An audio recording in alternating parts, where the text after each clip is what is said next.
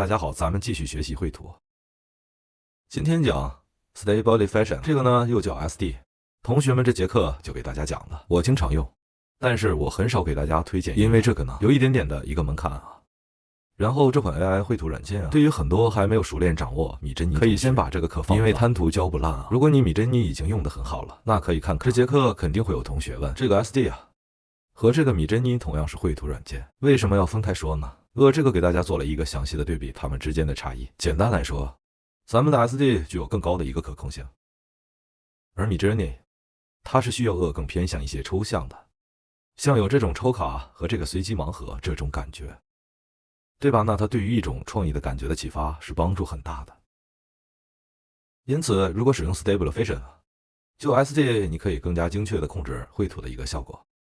使用米扎尼呢，可以更加随机化和天马行空呢。不确定可能带来的惊喜和变化，而且操作成本上，米扎尼也更简单一点。那么这节课呢，我希望将 Stabilization 在使用时需要注意的地方说一下，帮助你们快速入门。我再说一遍，不要没学会走就抓紧去跑。我这里就不做赘述了。当然了，我们还有更细的一些步骤的划分啊。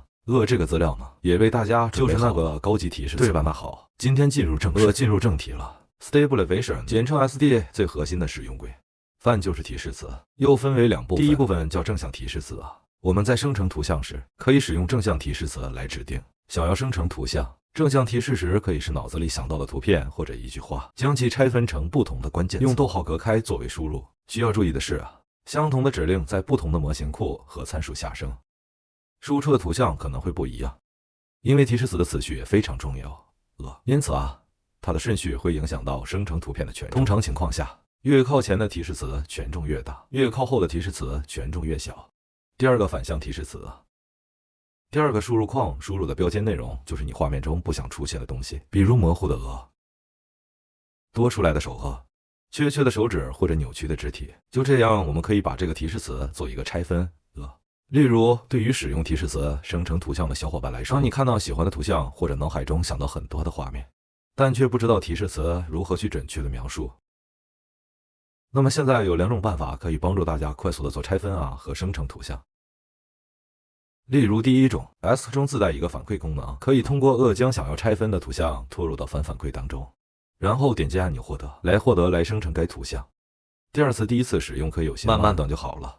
然后需要注意的是，同学们这些提示词正常你需要英文，需要后期优化。那你之前常用的方法是百度翻译以后进行删减，输入 GPT 让 GPT 优化。那么现在呢，来同学们我们直接输入中文就OK 了，我不需要别的。输入中文在这里，当然输入英文也更好。在现在输入中文可以直接帮你做翻译。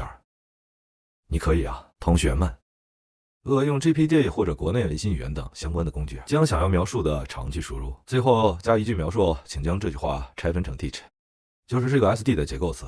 如果不满意，继续优化提示词，或者换一批相关的描述，然后将转换好的提示词，像我前面说的那个点一样，这个进行，这个增加或者删减都可以，对吧？那其实用 SD 画图，画面的信息量取决于输出图片大小。在全身构图的一些细节，如脸部或者复杂的一些这个纹身或者只有在一些较大的图像中才能得到充分的展示空间。如果图像太小，脸部手部的细节就会压缩，无法得到充分的表现。那么同学们记住当 AI 画幅越大的时候，你展现的内容就会越多，对吗？我们可以自己去试一试不同尺寸画不同的内容。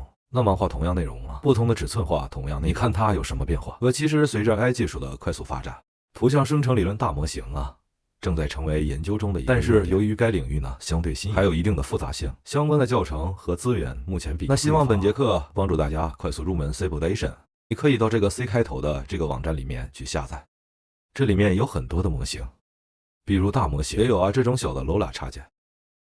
比如说它上面就有个 Lola 的标志，就是它属于 Lola 这种类型的。那我们去看这个也是属于 Lola， 然后呢它有很多个版本，那这里它也会介绍用哪一个权重比较好，可以看用哪个权重，那我们就下载相应的版本就可以了。这大多数的这些模型插件都是免费，想要深入研究的同学们也可以去找我领到这个资料，然后我在后期的学习中带着大家更深入的学习各种 AI 功能、各种 AI 工具的实操，并且会教大家借助这样的工具能拿到什么样的效果。做什么样的商业模式？